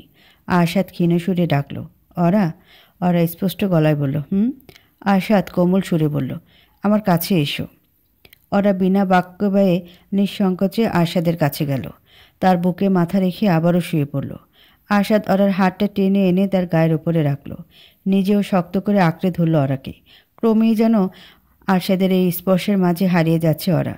দীর্ঘ ক্লান্তির পর দিন শেষে বাড়ি ফিরে এনে মনে যেমন বিচিত্র এক প্রশান্তি বোধ হয়, ঠিক তেমনই এক অনুভূতি বয়ে যাচ্ছে সমস্ত শরীর জুড়ে। আরশাদ ওরা চুলে বিলি কেটে দিতে দিতে বলল, আই এম সরি ওরা, আমার কারণে তোমাকে এতটা কষ্ট সহ্য করতে হয়েছে। আমার আগেই উচিত ছিল তোমার সিকিউরিটি বাড়িয়ে দেওয়া। ওরা থেমে থেমে বলল, আপনি কেন সরি বলছেন? I am sorry. কেন? সেদিন আপনাকে না জানিয়ে বাড়ির বাইরে যাওয়া আমার উচিত হয়নি। আরশাদ ক্ষীণ হাসি হেসে ওরার মাথায় হাত বুলিয়ে বলল, তোমার কোনো দোষ নেই ওরা, তুমি কি সব জায়গায় যাওয়ার আগে আমাকে জানিয়ে যাও? ওরা ক্লান্ত সুরে বলল, আমার খুব ভয় করছিল জানেন, বারবার মনে হচ্ছিল আর কখনো আপনাকে দেখব না। ভরসা ছিল না আমার উপরে? ছিল, কিন্তু। ওরাকে মাঝপথে থামিয়ে দিয়ে আরশাদ বলল, থাক, আর কথা বলতে হবে না, চুপ করে ঘুমাও তো তুমি। কেটে গেল প্রশান্তিময় নীরবতার হাওয়া। যে নীরবতার মাঝে হাজার বছর কাটিয়ে দেওয়া কষ্টকর হবে না তাদের পক্ষে। আচমকা নীরবতা ভঙ্গ করে ওরা কম্পিত সুরে বলল, আরশাদ। মনে মনে চমকে উঠল আরশাদ। এই প্রথমবার তাকে নাম ধরে ডাকছে ওরা। প্রথমবারের মতো নাম ধরে ডাকায় চমকায়নি আরশাদ। তার চমকানোর কারণ তার ডাকার ধরনটা। ওরা এবং স্বাদের মাঝে ন্যানো সেকেন্ডের বিরক্তি। হাজারো মানুষের মুখে মুখে আরশাদের নাম, তবে এতটা সুন্দর করে আজ পর্যন্ত কেউ তা উচ্চারণ করেছে বলে মনে তো হয় না। আরশাদ মুগ্ধতার হাসি হেসে বলল, ওরা উদ্বিগ্ন সুরে বলল, ওরা যদি আবার নতুন কোনো প্ল্যান করে আমাকে। ওরার কথাটা শেষ হবার আগেই আশা তার একটা আঙ্গুল ওরার ঠোঁটের উপরে রেখে বলল, ভালো করে তাকিয়ে দেখো কার বাহুডোরে আটকা পড়ে আছো তুমি। এই পৃথিবীতে কারো সাধ্য নেই তোমাকে এখান থেকে নিয়ে যাওয়ার। আশাদের বুকে মাথা রেখে কখন যে ঘুমিয়ে পড়লো ওরা নিজেই জানে না। আশা সাবধানে ওরাকে বুক থেকে নামিয়ে বালিশে শুয়ে দিল। হঠাৎ কি যেন মনে করে ওরার কপালে ঠোঁট ছুঁয়ে দিল আরশাদ। তার কপালে কপাল ঠেকিয়ে মনে মনে বলল, সরি ওরা, আমাকে এখন যেতেই হবে। কিন্তু তুমি চিন্তা করো না, তোমার ঘুম ভাঙার আগেই আমি ফিরে আসবো তোমার কাছে। পুলিশের একটা চালাকির কারণে নওশিনের দুশ্চিন্তা একেবারেই কমে গেল। পুলিশ সাবের এবং হাসু মিয়াকে দিয়ে জোর করে ফোন করিয়েছে নওশিনকে। তারা দুজনেই আশ্বাস দিয়ে বলেছে, ওরাকে নিয়ে বর্ডারের কাছাকাছি পৌঁছে গেছি, আমরা পুলিশের ধরাছোঁয়ার বাইরে। কথাগুলো শুনে যেন স্বস্তির নিঃশ্বাস ফেলল নওশিন। বুকের ওপর থেকে বিশাল এক পাথর নেমে গেছে। আজ সারাটা দিন তার কেটেছে দুশ্চিন্তার মাঝে। ওরাকে নিয়ে পালাচ্ছে সাবের, অথচ এদিকে দুশ্চিন্তায় অস্থির হয়ে ব্লাড প্রেশার বেড়েছে নওশিনের। অবশেষে মিলল মুক্তি। অবশেষে আপদ বিদায় নিয়েছে আরশাদের জীবন থেকে। আপাতত স্বস্তির নিঃশ্বাস ফেললেও বড় একটা কাজ এখনও বাকি রয়ে গেছে। সেটা হলো আরশাদের জীবনে নওশিনের প্রত্যাবর্তন। যে কোনো মূল্যে হোক আরশাদের জীবনে তার জায়গাটা আবার ফিরে পেতেই হবে। সারা দেশ অবাক হয়ে দেখবে নওশিন হকের রি এন্ট্রি। সেসব নিয়ে এখন মাথা না ঘামালে চলবে। যথাসময় উপযুক্ত প্ল্যান প্রয়োগ করা হবে। ঘড়িতে প্রায় রাত 2টো। আশেপাশে শুনশান নীরবতা। এই বাড়িটা জনমানব থেকে কিছুটা দূরে নির্জনতার মাঝে তৈরি করেছিল আরশাদ। সেজন্যই নওশিনের কোনো প্রতিবেশী নেই। সে কারণে এই গভীর রাতে লাউড স্পিকারে গান বাজাতে বিন্দুমাত্র দ্বিধাবোধ করল না নওশিন। যদিও পাশের ঘরে কথা ঘুমোচ্ছে, তবে তাতে কোনো অসুবিধা নেই। কথার ঘুম তার বাবার মতোই গাঢ়। গানটা তার এবং আরশাদের প্রথম সিনেমা আয়নার। উফ, কবে যে আরশাদের সঙ্গে তার নতুন সিনেমা আসবে, আর কবে যে সেই সিনেমার গান ঠিক এইভাবেই লাউড স্পিকারে শুনতে পারবে নওশিন, তার যেন আর তর্স হয়েছে না। বসার ঘরের ইজি চেয়ারে গায়ে লিয়ে দিল নওশিন। আজ তার জীবনের অন্যতম সেরা একটা দিন। নিজেকে বিরাট বিজয়ী বলে মনে হচ্ছে। বিজয়ীর হাসি হেসে নওশিন চোখ বুজে পড়ে রইল ইজি চেয়ারে। আচমকা একটা শব্দে চমকে উঠল নওশিন। শব্দটা কলিং বেলের। এই বাড়িতে সাধারণত সন্ধ্যার পর কলিং বেল বাজে না। কাজের লোক, কথার টিচার, এরা সবাই এর আগেই বিদায় নেয়। যেখানে সন্ধ্যার পরই কলিং বেল বাজে না, সেখানে রাত 2টোর সময় কলিং বেল বাজা অসম্ভব, অস্বাভাবিক ব্যাপার। এই রাতে কে এলো আবার? স্পিকারের গানটা বন্ধ করলো নওশিন। ছোট ছোট পা ফেলে এগিয়ে গেল দরজার দিকে। ডাকাত টাকাত পড়ল নাকি? না, তা তো হবার নয়। মূল দরজা সার্বক্ষণিক 2জন সিকিউরিটি গার্ড থাকে। তাহলে কে এলো এখন? লুকিং গ্লাসে চোখ রাখতে আরেক দফা চমকে উঠল নওশিন। দরজার ওপাশে দাঁড়িয়ে আছে আরশাদ। যে আরশাদ ডিভোর্সের পর এই বাড়িতে পা পর্যন্ত রাখেনি, এই সে আরশাদ কলিং বেল বাজাচ্ছে। আরেকবার লুকিং গ্লাসে চোখ রাখল নওশিন। সে ঠিক দেখছে তো? কলিং বেল আবারও বেজে উঠল। নওশিন আর দেরি না করে খুলে দিল দরজাটা। আরশাদকে দেখে অত্যন্ত স্বাভাবিক বলে মনে হচ্ছে। কাল ফোনে যে ঝাঁজ নিয়ে আরশাদ কথা বলল, তার লেশমাত্র ফুটে উঠছে না তার মুখভঙ্গিতে। সাদা শার্ট, পরিপাটি চুল আর ঠোঁটের কোণে লেগে থাকা সূক্ষ্ম হাসি রেখায় তাকে খুবই শান্ত বলে মনে হচ্ছে। নওশিন বুঝতে চেষ্টা করছে আরশাদের এখানে আসার পেছনে উদ্দেশ্য কী। সে কি নওশিনকে হুমকি টুমকি দিতে এসেছে? ওরাকে খুঁজে পাওয়া না গেলে নওশিনের খবর করে দেবে, এরকম কিছু? নওশিন গলার সুর যথাসম্ভব স্বাভাবিক রাখার চেষ্টা করে বলল, তুমি এত রাতে? আরশাদ সোজা সাপটা জবাব দিয়ে বলল, কেন আসতে পারি না? নওশিন জোরপূর্বক ঠোঁটে হাসি রেখা টেনে বলল, অবশ্যই, এসো, ভেতরে এসো। আরশাদ বাড়ির ভেতরে ঢুকতে ঢুকতে হেয়ালি সুরে বলল, আমি আশায় ঘাবড়ে গেলে নাকি? নওশিন আসলে ঘাবড়ে গেলেও তা চেপে রেখে বলল, ঘাবড়াবো কেন? অবাক হচ্ছি, তুমি তো কখনো আসো না এখানে। এতদিন প্রয়োজন পড়েনি তাই আসিনি, আজ প্রয়োজন পড়েছে। কি প্রয়োজন? বলবো বলবো, এত তাড়াহুড়োর কি আছে? আশাদের এই হেয়ালি মোটেও ভালো ঠেকছে না নসীনের কাছে। এই আকস্মিক আগমনের পেছনের উদ্দেশ্যটা কি কে জানে। ওরা নিখোঁজের পর থেকে আশা তো কেমন উদ্ভ্রান্তের মতো হয়ে গিয়েছিল। নসীন টিভিতে দেখেছে একরাশ দুশ্চিন্তা নিয়ে সে পুলিশ স্টেশনে ঢুকছে। কাল যখন ফোনে কথা হলো তখনও আশাদের কণ্ঠস্বরে মিশ্রিত ছিল হাজারো উদ্বেগ, অথচ আজ সেই উদ্বেগের ছিটেফোঁটাও প্রকাশ পাচ্ছে না। কি হচ্ছে এসব? আশাদ বসার ঘরে চারিদিকে চোখ বোলাতে বোলাতে বলল, কথা ঘুমিয়ে পড়েছে? হ্যাঁ, ভালোই হলো, নির্বিঘ্নে কথা বলতে পারবো তোমার সাথে। কি কথা? তুমি এত ব্যস্ত হচ্ছ কেন?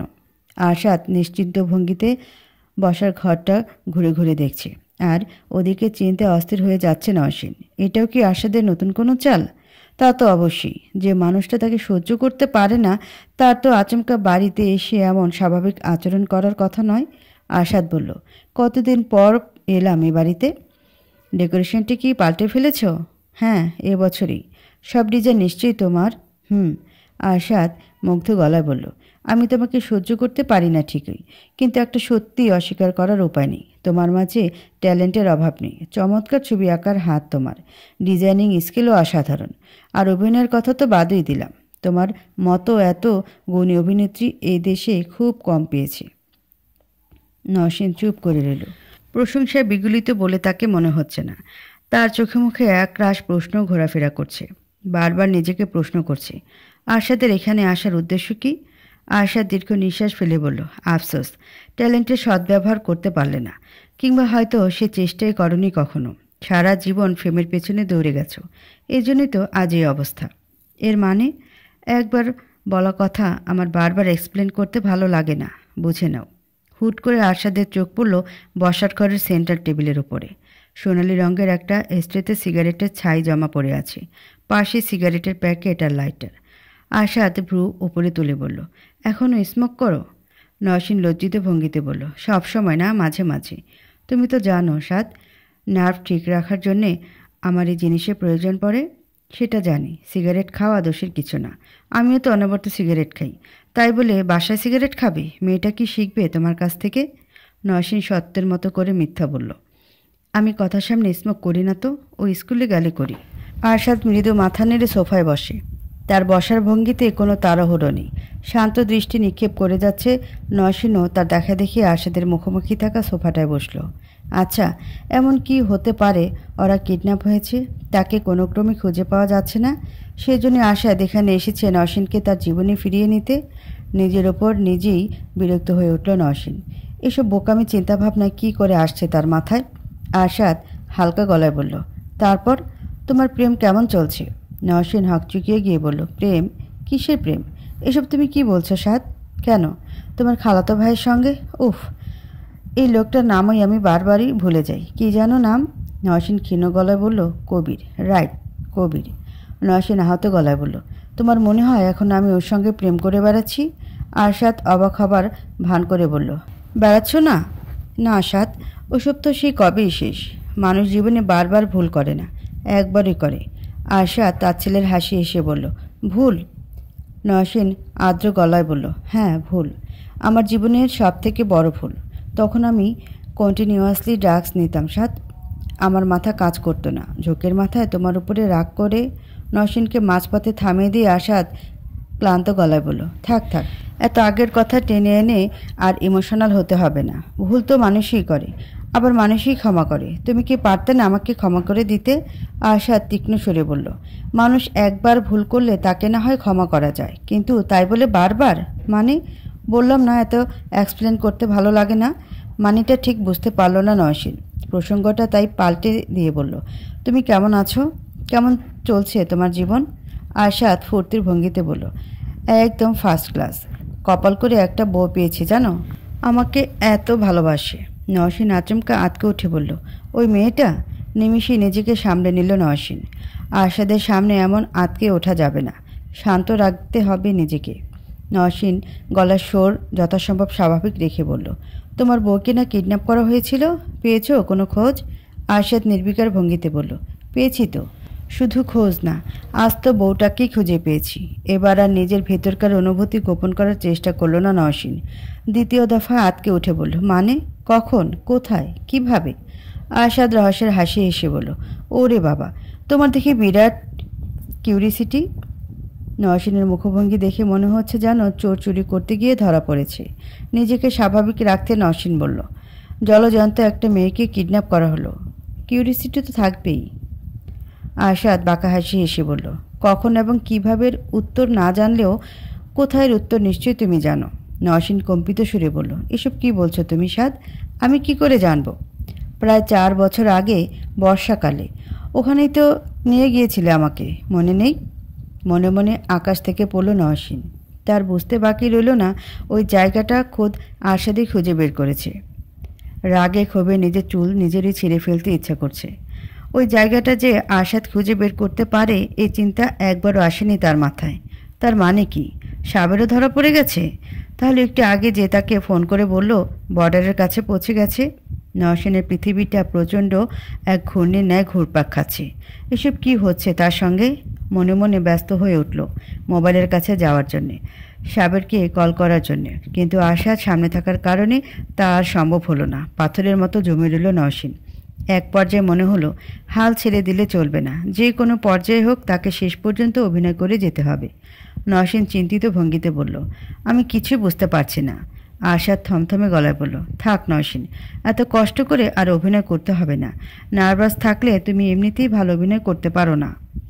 তোমার কোথাও ভুল হচ্ছে সাদ। আমি কেন এই কিডন্যাপিংয়ের সাথে জড়িত থাকতে যাব? আরশাদ বাঁকা হাসি হেসে বলল, আমি কি একবারও বলছি তুমি জড়িত? আরেক দফা ঘাবড়ে গেল নওশিন। ঝোঁকের মাথায় বারবার ভুল করছে সে। আরশাদ পকেট থেকে নিজের মোবাইলটা বের করল। খানিকক্ষণ ঘাটাঘাটি করে একটা অডিও প্লে করে দিয়ে বলল, দেখো তো কথাগুলো চেনা চেনা লাগছে কি না। আরশাদের ফোনে বেজে উঠল একটা কল রেকর্ড। নওশিনের কণ্ঠে শোনা গেল, পুলিশ তোমাদের খুব কাছাকাছি চলে এসেছে। একবার ধরা পড়ে গেলে কি হবে বুঝতে পারছো? সাদ, ওই মেয়েটাকে তো পেয়েই যাবে, সাথে সাথে তোমাকেও জেলে যেতে হবে। সাবের ভয়ার্ত গলায় বলল, আমাকে জেলে যেতে হবে কেন? এসব প্ল্যান তো আপনার। পুলিশ তোমার কথা বিশ্বাস করবে কেন? নওশিন বিস্ময়ের চূড়ান্ত শিখরে পৌঁছে গেল। এই কল রেকর্ড কি করে পৌঁছালো আরশাদের হাতে? সে তো ভিন্ন একটা সিম থেকে কথা বলেছিল সাবেরের সঙ্গে। ধরা পড়ে যাওয়া সত্ত্বেও আত্মরক্ষার চেষ্টা কোনো কমতি রইল না নওশিনের। তৎক্ষণাৎ বলে উঠল, এটা আমার ভয়েস না সাদ, কেউ আমার ভয়েস নকল করে। আরশাদ ঘৃণাভরা চোখে বলল, আর কত মিথ্যা বলবে নওশিন? মিথ্যা বলতে বলতে তো বিষিয়ে ফেলেছ নিজেকে। নওশিন চুপ করে রইল। এসব কি হয়ে গেল? তার চোখের সামনে তার সাজানো পারফেক্ট প্ল্যান তছনছ করে ভেঙে পড়ছে। আরশাদ দাঁতে দাঁত চেপে বলল, তুমি যে নিকৃষ্ট আমি জানতাম, তবে এতটা নিকৃষ্ট এটা আমার জানা ছিল না। টাকা খাইয়ে আমারই বউকে অন্য একটা ছেলের হাতে তুলে দিতে চেয়েছিলে তুমি? কোন সাহসে? তোমার ধারণা আমি তোমাকে ক্ষমা করিনি? ক্ষমা করেছি বলেই তো এতদিন সম্মান নিয়ে সমাজে বেঁচেছিলে। আমি তো চাইলেই পারতাম তোমার সব কুকীর্তি মিডিয়ায় ফাঁস করে দিতে, তোমার আসল মুখোশটা টেনে ছিঁড়ে ফেলতে। আমি তোমাকে ক্ষমা করে দিয়েছিলাম, আমার সন্তানের মা হিসেবে সম্মান করেছিলাম। তাই এখনও সেসব কথা কেউ জানে না। নওশিন নিশ্চুপ হয়ে শুনে গেল আরশাদের কথা। তার কাছে আর বলার মতো কোনো কথাই বাকি নেই। আরশাদ আবারও বলল, কিন্তু আর কতদিন? আফটার অল আমার সন্তানের মা হলেও তুমি একজন নোংরা মনের মানুষ। আচমকে উঠে দাঁড়ালো আরশাদ, পা বাড়ালো ভেতরের ঘরের দিকে। নওশিন আতকে উঠে দাঁড়াতে দাঁড়াতে বলল, সাদ, কোথায় যাচ্ছ তুমি? আরশাদ হাঁটতে হাঁটতে নির্বিকার ভঙ্গিতে বলল, কথার কাছে। নওশিন এবার বুঝতে পারছে আরশাদের এখানে আগমনের পেছনের উদ্দেশ্য কী। কথাকে তার কাছ থেকে নিয়ে যাওয়া। তবে তা কি করে হতে পারে? মেয়েকে ছাড়া কি করে থাকবে সে? না আরশাদ, তুমি আমার কাছ থেকে আমার মেয়েকে আলাদা করতে পারো না। আরশাদ তার ছেলে সরে বলল, তোমার কি ধারণা সব কিছু জেনে বুঝিয়ে আমি আমার মেয়েকে তোমার মতো জঘন্য একটা মানুষের কাছে থাকতে দিব? 1 সেকেন্ডের জন্যেও না। নওশিন মিনতি সুরে বলল, সাদ প্লিজ, আমি যেমনই হই না কেন কথাকে আমি নিজ থেকেও বেশি ভালোবাসি। কথার ঘরে ঢুকে পড়ল আরশাদ। নওশিন দাঁড়িয়ে আছে দরজার কাছে। আতঙ্কে তার হাত পা কাঁপছে রীতিমতো। কথা গুটিসুটি মেরে বিছানায় ঘুমাচ্ছে। অন্ধকারে ভয় পায় বলে রাতে সবসময় তার ঘরে ডিম লাইটের আলো জ্বলে। আজও তার ব্যতিক্রম হয়নি। আরশাদ মেয়ের গায়ে হালকা ধাক্কা দিয়ে বলল, মা, মা, ওঠো। খানিকক্ষণ ডাকাডাকির পর অবশেষে ঘুম ভাঙল কথার। চোখ দুটো কষলে আরশাদের দিকে তাকিয়ে বিস্মিত সুরে বলল, বাবা তুমি?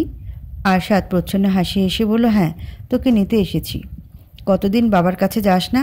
তুমি ভুলে গেছো? আমার এক্সাম চলছিল তো। তাই তো, এখন এক্সাম শেষ, কথা বাবার কোলে উঠে বসে বলল, হ্যাঁ কালকেই শেষ হয়েছে, তাহলে এখনই আমরা যাব। ঠিক আছে?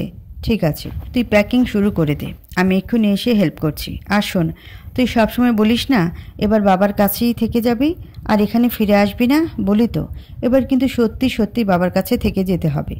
ওরা কৌতূহলী গলায় বলল, কেন বাবা, মা কোথায় যাবে? আশাদ মেয়ের কপালে চুমু দিয়ে বলল, মা বেড়াতে যাবে, লম্বা একটা ভ্যাকেশন। কথা মনের আনন্দে উৎফুল্ল ভঙ্গিতে নিজের প্রিয় খেলনাগুলো প্যাক করতে ব্যস্ত হয়ে পড়ল। আশাদ বেরিয়ে এলো কথার ঘর থেকে, একটু একটু করে এগিয়ে যাচ্ছে বসার ঘরের দিকে। তার পিছু পিছু নওশীন ঝড়ের গতিতে হাঁটতে হাঁটতে বলছে, এসবের মানে কি সাদ? তুমি কি বললে কথাকে? আমি বেড়াতে যাব মানে? প্রশ্নটার জবাব আশাদ দিল না, বাড়ির মূল দরজাটা খুলে দিল। সঙ্গে সঙ্গে নওশীন দেখতে পেল পুলিশ ফোর্স নিয়ে দাঁড়িয়ে আছে। পাথরের ন্যায় জমে গেল নওশীন। বারবার কিছু একটা বলার চেষ্টা করছে, তবে পারছে না। পুলিশ অফিসার গম্ভীর সুরে বললেন, Nausheen Haque, you are under arrest. Nausheen অবাক চোখে একবার দেখছে আশাদকে, আরেকবার অফিসারকে। পুলিশ অফিসার আবারও বললেন, আফরোজা অরার অপহরণের মূল পরিকল্পনা করার অভিযোগে আপনাকে গ্রেফতার করা হচ্ছে। নওশীন চমকে উঠে বলল, সাদ, তুমি আমার সাথে এমনটা করতে পারো না। কেন পারি না? নওশীন চোখের জল ফেলে বলল, কারণ আমি তোমাকে ভালোবাসি। আশাদ সঙ্গে সঙ্গে বলল, আর আমি তোমাকে ঘৃণা করি। এই পৃথিবীর সব থেকে জোরালো অনুভূতি ভালোবাসা নয়, ঘৃণা। ধপ করে সোফার উপরে বসে পড়ল নওশীন। তার চোখ বেয়ে অনবরত জল পড়ছে। এটা কি করল সে? নওশীন ভেবেছিল সে যত বড় অপরাধী করুক না কেন, সন্তানের মা হবার সুবাদে আশা ঠিকই বাঁচিয়ে নেবে তাকে। সে আশাদের শেষমেশ তাকে ধরিয়ে দিচ্ছে। আশাদ ক্রুদ্ধ সুরে বলল, আমার থেকে ভালো করে তোমাকে কেউ চেনে না নওশীন। ভালোবাসা টালোবাসা কিছু না। আমার কাঁধের উপর ভর করে নিজের কেরিয়ার বাঁচাবে বলেই এত বড় প্ল্যান করলে, তাই না? নওশীন শূন্য দৃষ্টিতে তাকিয়ে রইল। আশাদের বলা প্রতিটি শব্দ সত্যি, তবুও তা স্বীকার করে নিতে অস্বস্তি হচ্ছে তার। আশাদ আবারও বলল, আমার উপর নির্ভর না করে যদি আজ নিজের ট্যালেন্টের উপর নির্ভর করতে, তাহলে সত্যিই তোমার কেরিয়ার ঘুরে দাঁড়াতো। কিন্তু তোমার মাথায় তো আর প্যাচ ছাড়া কিছুই কাজ করে না। নিজের খারাপ রূপটা সামনে এনেছো, এবার আমার খারাপ রূপ দেখবে। যতক্ষণে পুলিশের ভ্যান তোমাকে থানায় নিয়ে যাবে, ততক্ষণে পুরো ইন্টারনেটে ছড়িয়ে যাবে তোমার আর ওই কবিরের ইন্টিমেট ছবি। সবাই দেখবে আর তোমার উপরে ঘৃণার বর্ষণ করবে। নওশীন অবিশ্বাসের চোখে আশাদের দিকে তাকিয়ে বলল, এত কিছু শুধুমাত্র ওই একটা মেয়ের জন্যে? আশাদ সূক্ষ্ম হাসি হেসে বলল, না, আমার নিজের জন্যে। তোমাকে সম্মানের সঙ্গে বাঁচিয়ে রাখতে গিয়ে নিজে বারবার অপমানের শিকার হয়েছি। মানুষ তোমার বদলে আমাকে চরিত্রহীন ডেকেছে, মুখ বুজে সহ্য করেছি, বারবার ডিপ্রেশনে পড়েছি। আর কত? তুমি সীমা লঙ্ঘন করেছো না? এবার তো আমাকেও সীমা লঙ্ঘন করতে হবে। পুলিশ এগিয়ে এসেছে নওশীনের হাতে হ্যান্ডকাপ পরাতে। নওশীন উঠে দাঁড়ালো মনের অনিচ্ছায়। আশাদ হালকা গলায় বলল, যাই, কথার অনেক প্যাকিং বাকি। Have a safe journey. একটার পর একটা অভিযোগ এসেই যাচ্ছে নওশীনের বিরুদ্ধে। আশাদের করা অপহরণের মামলার ভিত্তিতে তার নামে ওয়ারেন্ট ইস্যু করা হয়। তবে গ্রেফতারের সঙ্গে সঙ্গে পুলিশ তার বিরুদ্ধে আরও একটি মামলা করে। তল্লাশির সময় তার বাড়ি থেকে পাওয়া যায় কয়েক গ্রাম মাদকদ্রব্য। পরিমাণ অল্প হলেও মাদক মামলা কঠিন জিনিস। এত সবের পর আচমকা কোথা থেকে যেন উদয় হয়েছে কবির। আজ সকালে সে নওশীনের নামে আরেকটি মামলা করে, গর্ভপাতের মামলা। বাংলাদেশে গর্ভপাত আইনত দণ্ডনীয় অপরাধ। এত সব অপরাধের ভিড়ে সাধারণ জনগণ বড় করে দেখছে ওই একটা অপরাধকে, সুপারস্টার আরশাদকে চিট করার অপরাধ। ইন্টারনেটে ভেসে বেড়াচ্ছে নওশীন এবং কবিরের ওই ঘনিষ্ঠ ছবিগুলো। লোকে দেখছে আর ছি করছে। ইন্টারনেট আজ উত্তপ্ত এই একটি খবরেই। ঠিক বেলা 12টায় কোর্টে তোলা হবে নওশীনকে। পুলিশ 7 দিনের রিমান্ডের আবেদন করবে। ওদিকে নওশীনের আইনজীবীও জামিনের আবেদন করবে। তবে সমস্যা হচ্ছে আইনজীবীর গাড়ি কোর্টের কাছে পৌঁছাতে পারছে না। উৎসুক জনতা তাকে কিছুতেই কোর্টে যেতে দেবে না। রাগে ক্ষোভে ফেটে পড়ছে সকলে। এমন একটা ভাব যেন নওশীনের পক্ষে দাঁড়ানোতে এই আইনজীবীকে তারা গিলে খাবে। পুলিশ ব্যস্ত ভঙ্গিতে এই ভিড় সরাতে ব্যস্ত। কোর্টের সামনে হাজারো মানুষের ভিড়। কেউ এসেছে একা, আবার কেউ দল বেঁধে। একে তো সেলিব্রিটিকে গ্রেফতার করা হয়েছে, তার উপরে আবার এই কেসের সঙ্গে জড়িত আরশাদ হক। মানুষের আগ্রহের যেন কোনো কমতি নেই। টিভি চ্যানেলগুলো এখানকার অবস্থা সরাসরি সম্প্রচার করছে। কয়েকজন তরুণী মেয়ে দল বেঁধে এসেছে। দেখে বোঝা যাচ্ছে এরা আরশাদের বিরাট ভক্ত। নওশীনের প্রতি ক্ষোভ ছাড়তেই তাদের এখানে আসা। একটা মেয়ে তেজি ভঙ্গিতে ক্যামেরার সামনে বলল, এইরকম নির্লজ্জ চরিত্রহীন মহিলাকে আর 1 সেকেন্ডও দেশে রাখা উচিত না। ওকে এক্ষুনি দেশ থেকে বের করে দেওয়া উচিত। তরুণীর তেজে ঘাবড়ে গিয়ে সাংবাদিক বলল, নওশীন হকের প্রতি আপনার এত রাগ কেন? মেয়েটি আবারও তেজে আগুনের ন্যায় জ্বলে উঠে বলল, কারণ এই বেয়াদব মহিলা আরশাদের উপর চিট করেছে। অন্য একজনের বাচ্চাকে আরশাদের বলে চালায় দেওয়ার চেষ্টা করেছে। ডিভোর্স তো তোর কারণেই হয়েছে। তাহলে এখন যখন আরশাদ নতুন করে সংসার শুরু করছে তখন তোরা তো জলে কেন? আরশাদের বউকে কিডন্যাপ করে ভাবছিল আবারও আরশাদ ওকে ঘরে তুলবে। কখনো না। পেছন থেকে আরেকটা মেয়ে একই ভঙ্গিতে বলল, এই মহিলাকে মেন্টাল অ্যাসাইলামে পাঠানো উচিত। বিভিন্ন টিভি চ্যানেল এমন অনেকের ইন্টারভিউ নিচ্ছে, অথচ একটা মানুষও পাওয়া গেল না যে কিনা নওশীনের পক্ষে। অবশ্য নিজের পক্ষে কাউকে পাওয়ার মতো কাজ সে করেনি। প্রতিটা মানুষ আজ ঘৃণা ছড়াচ্ছে তার প্রতি। নিজের দোষী এমন পরিস্থিতির শিকার সে। হঠাৎ সব ক্যামেরাগুলো ঘুরে গেল কোর্টের মূল দরজার দিকে। গাঢ় নীল রঙের পুলিশ ভ্যান এসে থেমেছে। হাতে হ্যান্ডকাপ পরা নওশীনকে বের করে আনা হচ্ছে। তাকে দেখে জনতার রাগ যেন দ্বিগুণ বেড়ে গেল। একদল পুলিশ সামনে ভিড় সরাতে ব্যস্ত। পুলিশ জায়গা ফাঁকা করে দিচ্ছে আর কয়েকজন মহিলা পুলিশ তাকে কোর্টের দিকে নিয়ে যাচ্ছে। হঠাৎ কোথা থেকে যেন একটা প্লাস্টিকের স্যান্ডেল উড়ে এসে নওশীনের গায়ে লাগলো। হকচকিয়ে চোখ তুলে তাকালো সে। কিছু বুঝে ওঠার আগে পরপর আরও কয়েকটা স্যান্ডেল তার গায়ে লাগলো। পুলিশ দ্রুত গতিতে কোর্টের দিকে আগাচ্ছে। নওশীন অবাক চোখে তাকিয়ে আছে চারদিকে জমে থাকা জনগণের ভিড়ে। এই সবগুলো মানুষ তাকে এতটা ঘৃণা করে? পুরো দৃশ্যটা টিভিতে লাইভে দেখলো ওরা। ঘুম ভাঙতে সে আটকে ওঠে। কয়েক মুহূর্তের জন্য মনে হচ্ছিল এখনও সে বন্দী হয়ে আছে সাবেরের কাছে। যখন উপলব্ধি হলো সে আর বন্দী নেই, নিরাপদে আছে নিজের বাড়িতে, তখনই ভয়টা কেটে গেল। তবে তার তৃষ্ণাত চোখ দুটো ব্যস্ত খুঁজতে লাগলো আরশাদকে। তাকে আশেপাশে কোথাও খুঁজে না পেয়ে নিচে নেমে আসে ওরা। বসার ঘরের টিভিতে কে যেন আগে থেকে নিউজ ছেড়ে রেখেছিল। টিভির দিকে চোখ পড়তে স্তম্ভের ন্যায় দাঁড়িয়ে যায় ওরা। নওশীনকে লক্ষ্য করে ক্ষিপ্ত জনগণ স্যান্ডেল ছুঁড়ে মারছে। এই দৃশ্য দেখে তার বুকটা হু হু করে কেঁপে উঠল।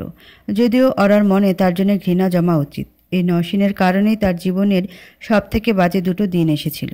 ওই দুটো দিনে বারবার সে মুক্তির জন্য আকুতি করছে। বারবার তার মনে সংশয় জাগছিল আর কোনো দিন আশাদের কাছে ফিরে আসতে পারবে কিনা। সবটাই নওশীনের কারণে। সাবেরের কাছে বন্দি থাকা অবস্থায় ওরা যখন জানতে পেরেছিল এসবের পেছনে নওশীন রয়েছে, তখনও ঘৃণায় তার মনটা বিষিয়ে উঠেছিল। তবে আজ এই দৃশ্যটা দেখে তার মনে মায়া জাগলো। আহারে, কি অনিন্দ সুন্দর চেহারা মানুষটার, কি মিষ্টি ব্যবহার! কেন যে তাকেই এমন নোংরা মনের অধিকারী হতে হলো? হঠাৎ ওরা অনুভব করলো কেউ একজন পেছনে থেকে জড়িয়ে ধরেছে তাকে। সেই কেউ একজনটা যে আরশাদ তাতে বিন্দুমাত্র সন্দেহ নেই। মৃদু কেঁপে উঠল ওরা। আরশাদের সূক্ষ্ম থেকে সূক্ষ্মতর স্পর্শে যেন নিজেকে হারিয়ে ফেলে সে। বহু কষ্টে নিজেকে সামলে ওরা মলিন কণ্ঠে বলল, এসবের কি দরকার ছিল?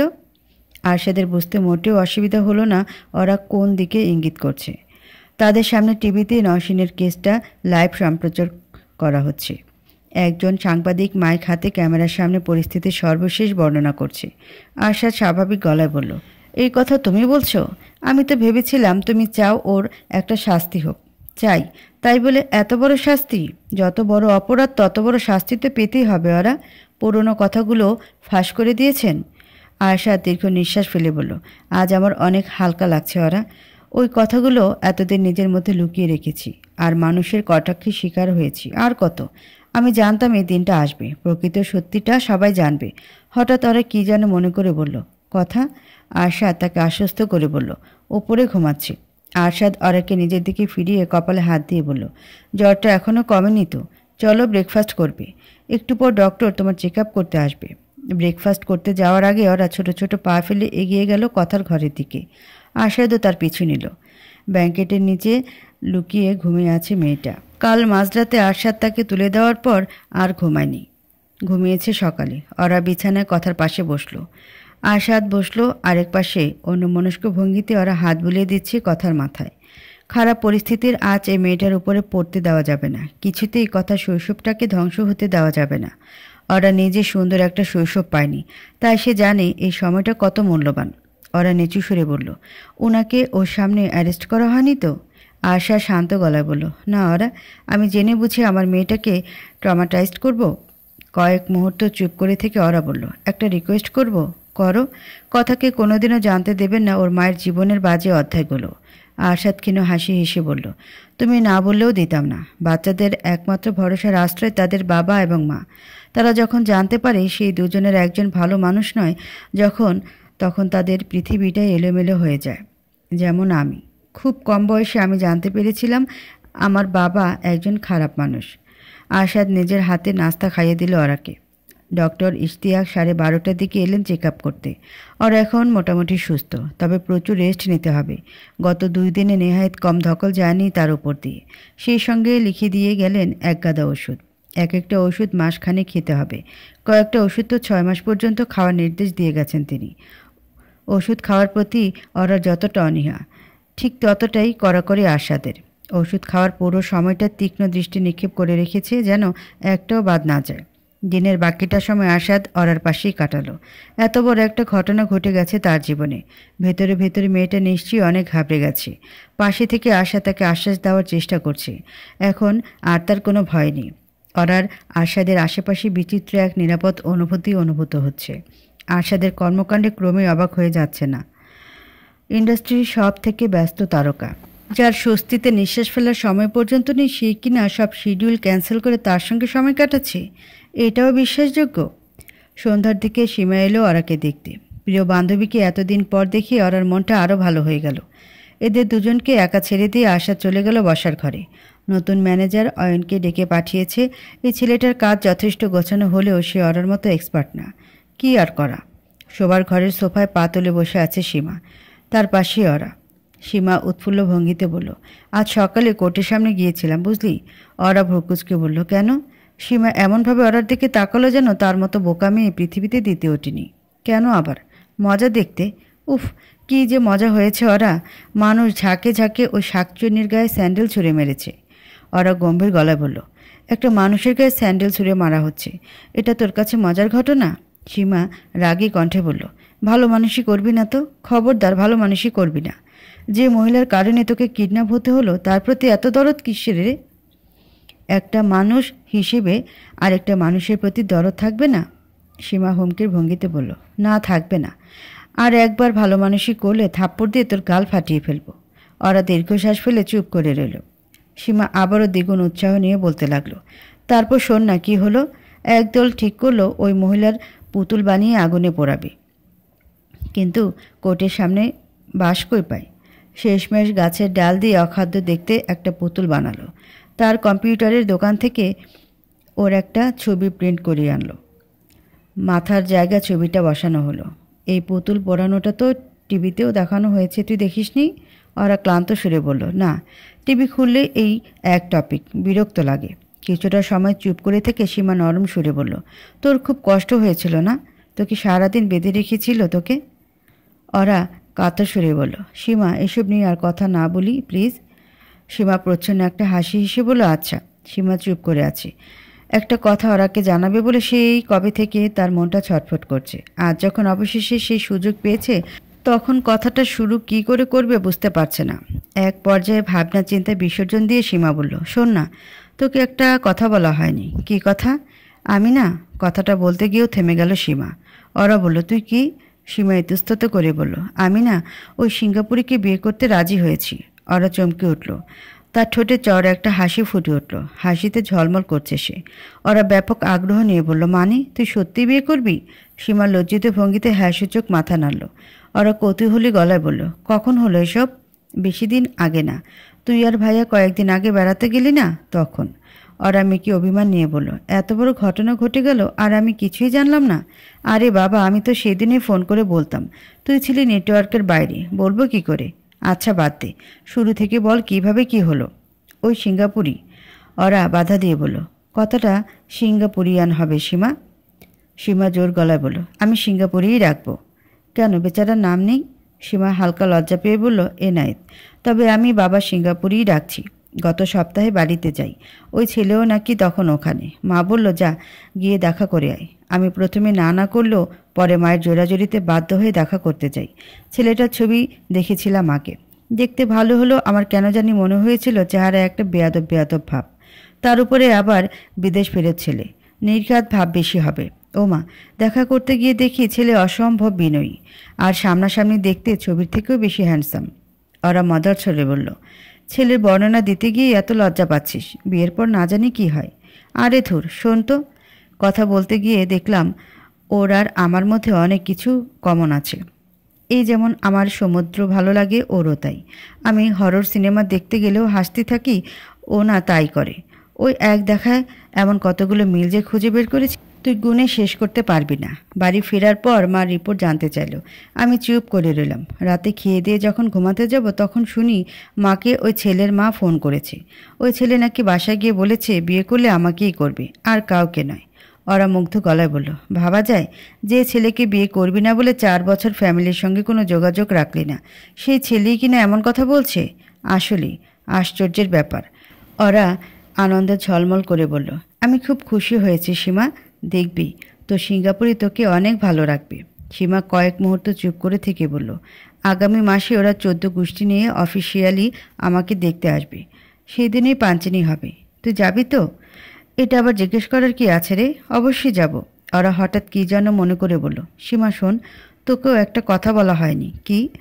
আমরা যখন বেড়াতে গেলাম না, তখন উনি বলে দিয়েছে 1 বছর পর কোনো ডিভোর্স হবে না।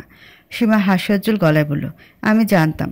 তুই কিডন্যাপ হবার পর ভাইয়ের চোখে তোর জন্য অনেক ভালোবাসা দেখেছি, আর এখন তোর চোখে দেখছি। তাদের কথার মাঝে ঘরে হঠাৎ আগমন ঘটল কথার। মেয়েটা ছুটতে ছুটতে এসে বসলো অরার পাশে। তার হাতে একটা পুতুল। পুতুলটা অরার দিকে বাড়িয়ে দিয়ে বলল, ওরা দেখো, আমি বারবির চুল বাঁধার চেষ্টা করছি কিন্তু কিছুতেই পারছি না। ওরা হাসি মুখে বলল, আচ্ছা দাও, আমি বেঁধে দিচ্ছি। আমার মতো করে বাঁধবে কিন্তু। সীমা মুগ্ধ চোখে দেখতে লাগলো দুজনের খুনসুটি। কথা খুব সহজে আপন করে নিয়েছে ওরাকে। ছোট ছোট কাজেও তার উপর নির্ভরশীল হয়ে গেছে। সীমা হঠাৎ অন্যমনস্ক গলায় বলল, তোর উপর অনেক বড় একটা দায়িত্ব এসে পড়ল। ঠিকমতো খেয়াল রাখতে পারবি তো কথার? ওরা দৃঢ় ভঙ্গিতে বলল, অবশ্যই পারবো। তুই তো জানিসই আমি কথাকে কতটা ভালোবাসি। কথা উৎফুল্ল গলায় বলে উঠল, আমিও তোমাকে ভালোবাসি ওরা। লবণের মতো? হ্যাঁ, লবণের মতো।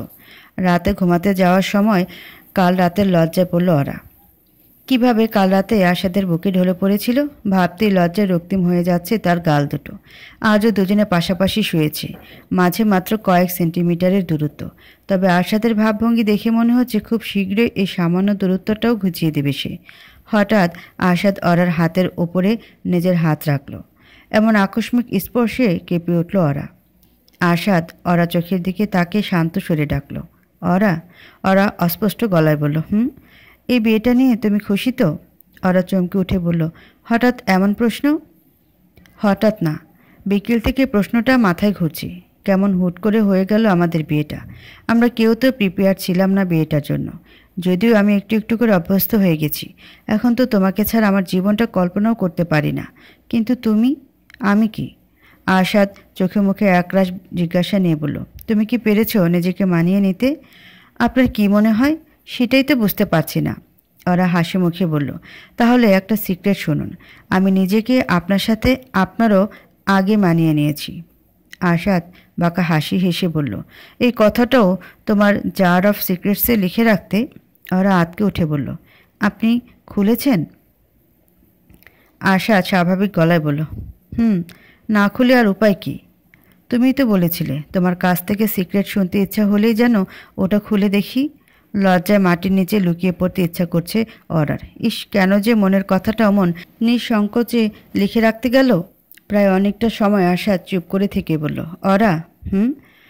আশাদ ঘোর লাগা কণ্ঠে বলল, আই লাভ ইউ টু।